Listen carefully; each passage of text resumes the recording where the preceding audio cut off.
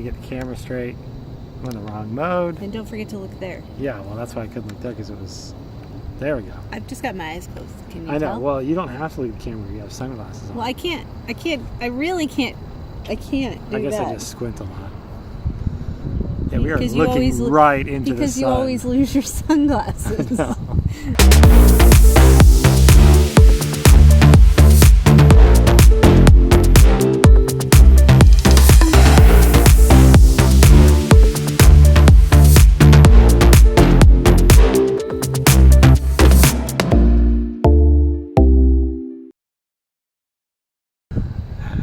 Hey everybody, welcome to another episode of Unplugged Urban. We are halfway back from our grocery store trip. We took a walk to the grocery store today. Yep. With dogs. Ben watched the dogs while we went in. And we got some bars and what else did we get? Coffee.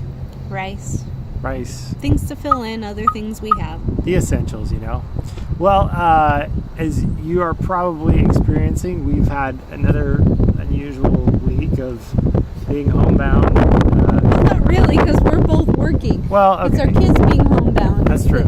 It's the stuff around that's kind of trying to plan how to get stuff done at home without going anywhere or getting anything. Right, as all the other activities of not getting out as much. And just going to work. It doesn't feel like you're leaving because at least at my work, I get to go between my office and the break room. And that's it, and you're pretty much...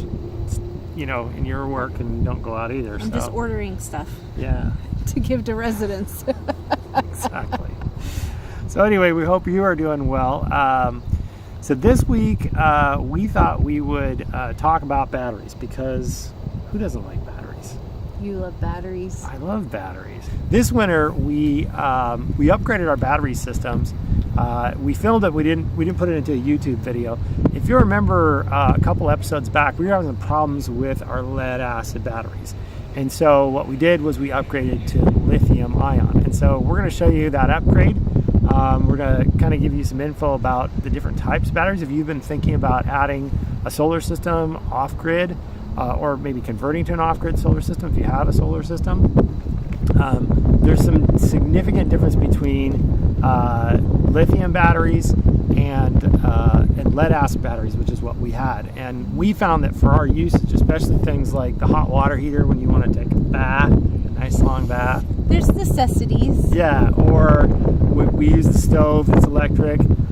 Those things really do not work well on lead acid. They work much better. They did at first, but the older they got, the more you just couldn't pull that much energy at one time off of them, even though they were full. Right. If you tried to pull that much energy all at one time, they were not happy, which the lithium batteries have no problem pulling that kind of load at all. Yeah, no problem. Yeah, so it's just a matter of charge. Then it's just a matter of how much energy you're using. But you're right. Like even if you could slowly drain the lead acid batteries all day, but if you put a big load, they just drop. They just done. Yeah. So anyway, so we're going to show you that swap out, and we're going to finish our walk home. All right. So our project this week is to swap out our lead acid batteries for some brand new or refurbished lithium-ion batteries. Now, it seems like a pretty simple thing to do.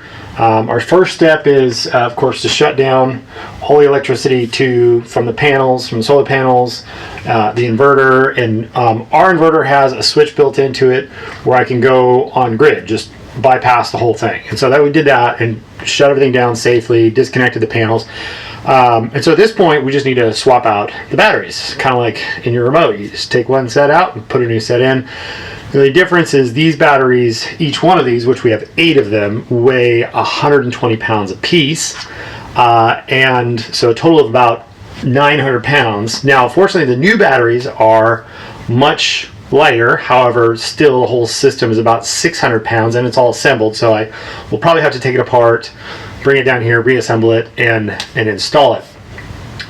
One other challenge is, of course, these are in our basement, so I have to go up the stairs.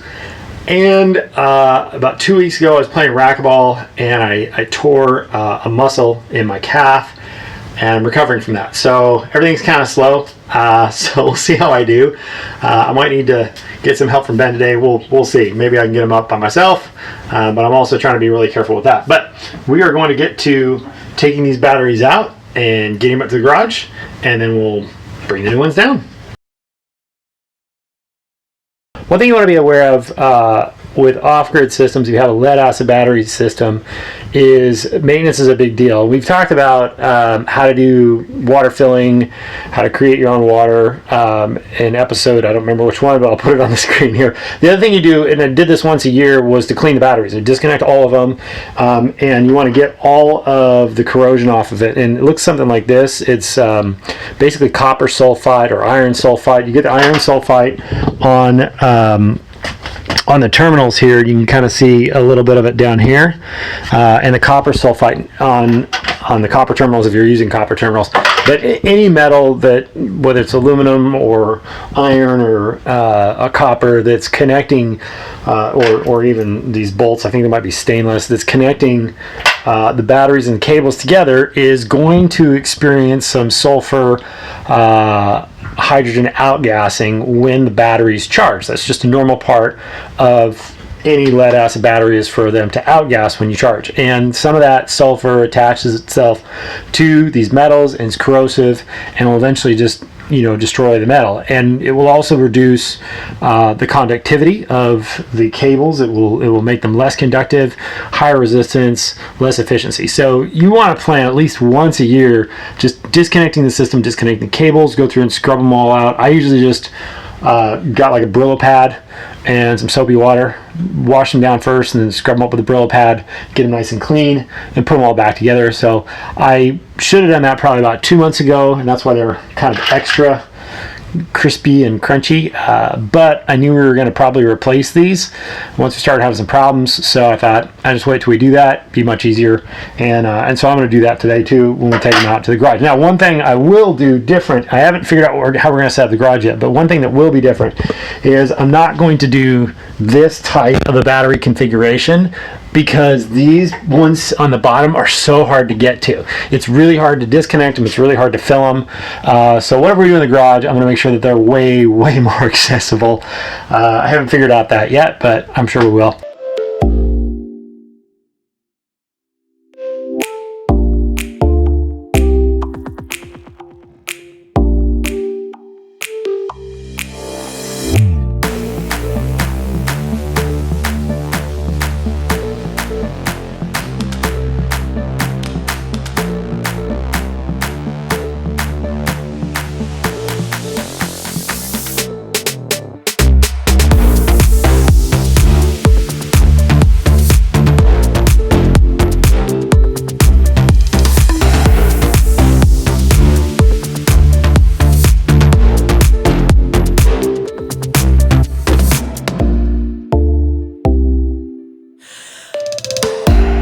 Yeah, as you can see, one of the downsides of having lead acid batteries is, like you said, the corrosion. And I mean, it gets on everything.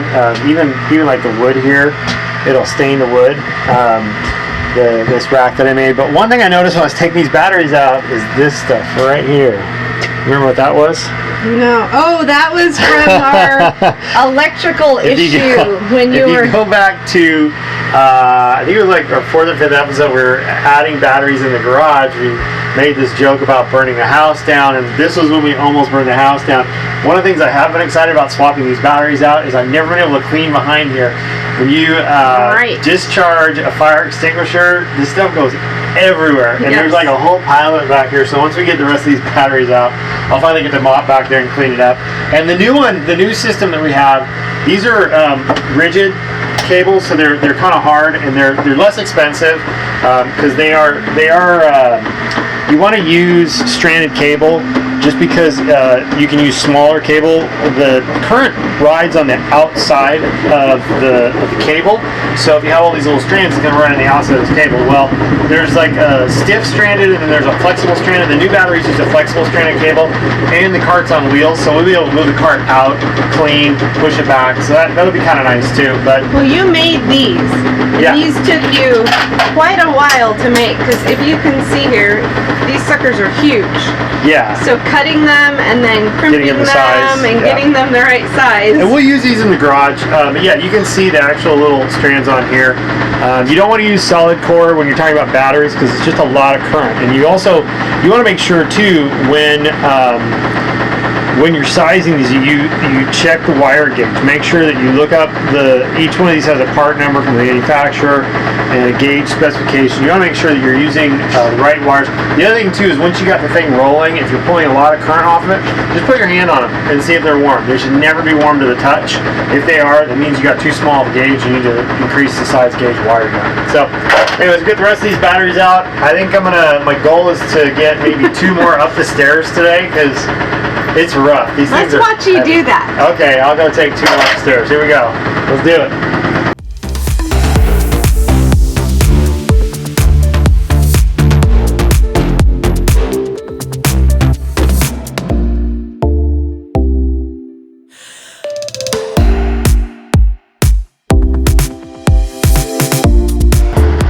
That's a workout. Plus it sloshes around a little. Not too bad. Yeah. They're heavy. Very heavy. Sometimes we get into a project and we just forget to film. We'll like start doing something and just move on to the next step and forget to film, or maybe it's the next day and forget to get the camera out. And usually what happens is I just redo it. On the episode where we're making the planter boxes, I like finished the planter box and totally forgot. I like cut all the lumber and then assembled it and realized, oh my gosh, I hadn't filmed it. And I know that sounds kind of funny, but you just, like I said, you get into a project, you forget about it. And so I made 2 of them. I just made another one. It's no big deal. Yesterday we got the new battery system downstairs, and you can see it. I'm actually halfway through wiring it. I'm not going to take it back upstairs and bring it back downstairs. This thing weighs 600 pounds. So I apologize. You're not going to see this come down the stairs. But essentially what we did is we took 2. This system is comprised of 4 batteries. You can see 2 of them right here. It actually is comprised of 28 batteries, but 4 sets of 7 batteries. Each battery set of 7 gives you 48 volts, so there's 4 times 48 in here.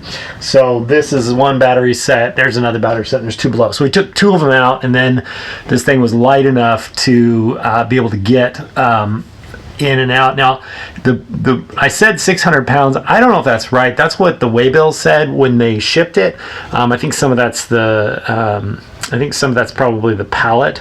Each battery to me felt like right around 70, 80 pounds. So you figure 4 times 80, that's going to be what? 360 pounds, and then the case probably weighs about 100 pounds. So I think the whole battery system's closer to like 400 or maybe 450. So it wasn't too bad with 2 people getting down the stairs at about 200 pounds, I think is what we were moving. But I definitely had to take I had to take 2 batteries out, and then it was still kind of a chore getting it down. Now, one of the big benefits of this new battery system I'm very excited about is the fact that it's a parallel system. Our other system was all in series, so I had to use all the batteries to get 48 volts. In this system, I can disconnect sets of batteries, and they all come with these quick connects, which apparently are very common for forklifts, battery-powered forklifts. These guys just plug straight into these connectors here, and so if I need to do some maintenance on a battery, maybe a battery is unperforming and I want to replace one of the 7 cells, I can just disconnect one of the batteries and I still have 3 batteries running. I'll just have a third, well, let's see, I'll have a quarter less capacity, but I still have all the batteries running. So anyway, we're going to get to finish installing this. First step that we did so far was to make a combiner box. Now you can purchase combiner boxes, but anything electrical is kind of expensive. So what I did here for my combiner box to go from the 4 batteries to the 4 positive sides to the 1 positive side that goes up into our inverter box, I just found some of these project boxes that were at a place called Surplus Gizmos. It's a close, it's close to where I work, but they just have a lot of random stuff. These boxes would probably be $10 or $15, and they had them for $1 a piece. And then I also bought this basically a bus bar, and then I bolted a larger connector on the top. So, you know, sometimes you got to get creative. This bus bar was $10, and I was able to cut it in actually 3 pieces. I only need 2 of those 3 pieces, so I'll have 1 extra later. And when you're doing electrical work like this, it's always good to save stuff. Electrical parts are pretty expensive for what they are. I mean, it's just a little piece of aluminum with a whole bunch of holes in it and some screws. But, you know, $10 is actually a good deal if you went to get 3 of them, or what I could cut into 3. If you go to the hardware store, one of these would probably be $10 for this size, maybe more. Anyway, so I'm gonna film for you guys hooking up the cathode side, or the negative side of the rail, and then the next step was we're going to plug all the batteries in together. We're probably not going to turn the inverter on. We're just going to plug them all in and make sure that the voltages balance out and I don't have any weird imbalance. If that all goes good, turn on the solar power, and then we'll see if we can charge these batteries off the sun. On our system, by the way, this is all shut down. I'm not doing anything hot. Everything in here is cold. Our system has a bypass in it, which is really slick if you're going to use a solar system connected to a grid that's charging, basically a hybrid system like ours. You definitely want the ability to bypass, because you want the ability to work on this stuff. If you have a completely off-grid system, then you want to have a lot of flashlights and you're just going to shut everything off, because everything comes from the sun on an off-grid system. So an off-grid system, it's not as big of a deal to have a bypass, because you're really not bypassing to anything. I guess you could bypass to a generator if you had a generator, but on this system, because we're pulling power off the grid in off-peak hours to charge our batteries when we don't have enough sunlight, we have a bypass. So on a day like today, we of course wait till the weekend to do this, because weekends are cheaper. Sunday for us is all off-peak, and Saturday is mid-peak. And I'm working on this on Saturday just in case something goes wrong and I need Sunday to get it back up and running. But anyway, that's kind of the deal. So old batteries are gone. New batteries, well, they're out to the garage. We're going to use those in the garage. New batteries we're getting put in.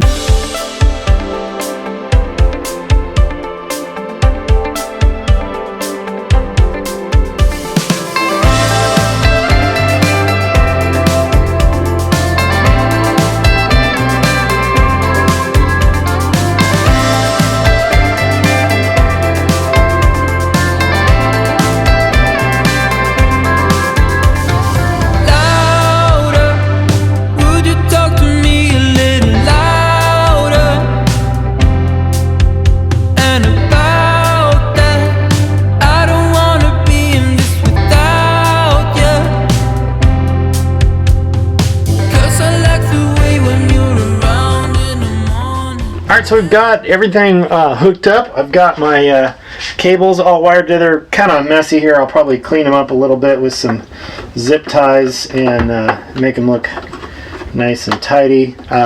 But at least for right now, everything's hooked together. Went ahead and hooked up our quick disconnects. And like I said before, in this battery system, kind of a cool thing is that I can shut off any one battery right there. Each battery cell, or each group of batteries, has their own shut off and quick disconnect. So if I wanted to do maintenance on that cell, I could quickly just disconnect it. Everything's still going to be running. Maybe swap out a cell if I need to, and then plug it back in and turn it back on. Hey guys, we're out for our Sunday morning walk. Yep. Taking a little different path. Because Starbucks is closed. Yeah. We're trying to find our motivation, because usually our motivation is getting to Starbucks at the end, and there is no Starbucks, so we're taking a different road. So hopefully you enjoyed watching us, or watching me, I guess, install hoofing batteries up the stairs and installing the lithium-ion batteries. One thing that I don't think I explained in that video very well was that they were new used batteries. Now, the biggest drawback to lithium-ion is the price. They are the best batteries to use by far for solar or electric vehicles. Anything, yeah. They really are the best battery technology. They're crazy expensive. Right. So the system we bought is constructed by a company. I'll link their website in the description below. But they refurbish batteries. They basically take Nissan Leaf batteries that are past due. They don't fully charge anymore, which we don't care about. We just care that they charge enough to run our house. Yeah. And so when they sell them, they say, well, these are at 70% of capacity. So I think they're like 14 kilowatt batteries, but they'll hold about 11 kilowatts, which was good enough for what we needed. Just to give you a comparison for lithium-ion batteries, a brand new lithium-ion battery that was a 2.5 kilowatt battery, so less than a quarter, would have cost the same amount. It's almost $1 per watt for lithium batteries, lithium-ion batteries. So crazy expensive. You just have to kind of think about what kind of battery is going to work right for your setup, and cost is definitely a big factor. So anyway, longevity is important too. Longevity is a big deal too. Yeah. Because lithium ions are going to probably last us a lot longer. Absolutely. Well, the lead acid only lasted us what, 3 years? Lasted us a little. Actually, it was a little over 2 years. They were supposed to get us. We were supposed to run them for 7 years. Yeah. And the issue though was the way we were running them. We were just pulling too much current too fast. Instead of consistently. Yeah, it's slow and consistent. If we'd done slow and consistent, then that wouldn't have been such a big deal. Yeah. So anyway, we got another project we're going to start on this week. Probably won't finish until next week, but I was kind of inspired after we moved all the stuff that we had in this large cabinet in the middle of our bathroom into those new cabinets to put in next week. So we'll show you that. For your many, many shoes. So many shoes. You have shoes too, though. Not nearly as many as you. Okay. If you saw our video last week, remember we put these cabinets in here that I got from my mom. And this morning I was taking all the stuff that was out of this tall cabinet that we had right over here. It's gone now. And putting it into that cabinet so I can get rid of this. It was kind of like an IKEA shelf. It was a nice shelf, but it just didn't fit here because we have like a really short like indent in the wall here, and I don't want to like crowd the whole space. It was also kind of crowding the space here. So we're trying to think of what we could do with this space. We're going to put some pictures up on the wall. We haven't ever put any pictures up. But right down at the bottom, I think I'm going to install a shoe rack. Now you might say, well, you only have a few shoes. Oh, but wait, we have more. These are mine, and those are mine. And then there's Danielle's shoes too. So I don't know if we have a shoe thing or not. Maybe everybody else has like 50 pairs of shoes, but Danielle and I like shoes, so might as well make a nice shoe rack for it.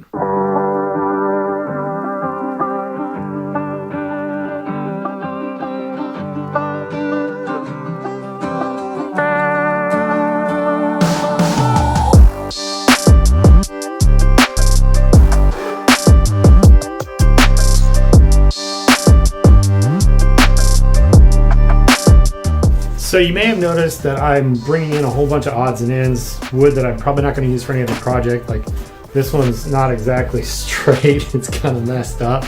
It looks like it's split or something like that.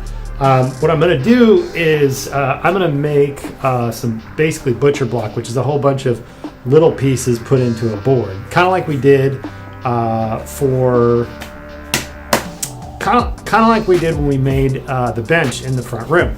So I'm just going to start ripping a whole bunch of tiny little pieces, probably 1 inch by 2 inch or something like that. I'll have to kind of measure to see what the fallout is on these boards, what the right size to measure, but either 1 by 1 or 2 by 1, something like that. And then we'll glue it all together, make it into a board, and then I'll work with that board to make basically the shelving unit for the shoes.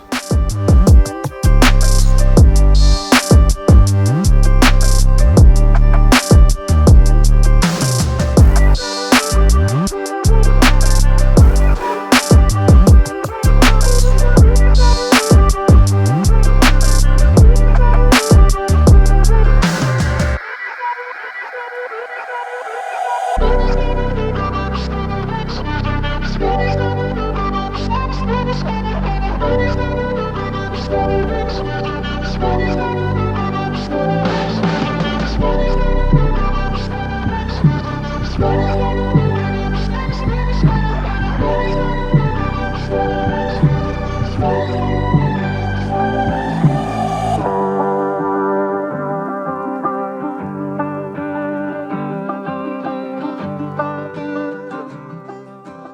been a different week. I don't even know what day it is. Today, yeah, you kind of lose track. You lose track because there's nothing other than work. And my work schedule changed. I usually close on Fridays and open on Saturdays, and that got switched. And so all week last week, I could have sworn Friday was Saturday, and I'm completely confused. And then we don't go to church on the weekends. Don't go to church. I don't go do my regular grocery shopping or take the kids to their events. And yeah. And the kids are adjusting to online learning too, and that's a bit of a challenge, but they're getting there. So anyway, we hope you're doing well. We hope that this video brought some entertainment to your stay-at-home time, and so next week, even though we only got the boards built, or a couple of the boards built for the shoe shelf, next week we'll be finishing that project, and we have some big news. We do. We can't tell them. What's we can only give you this clue.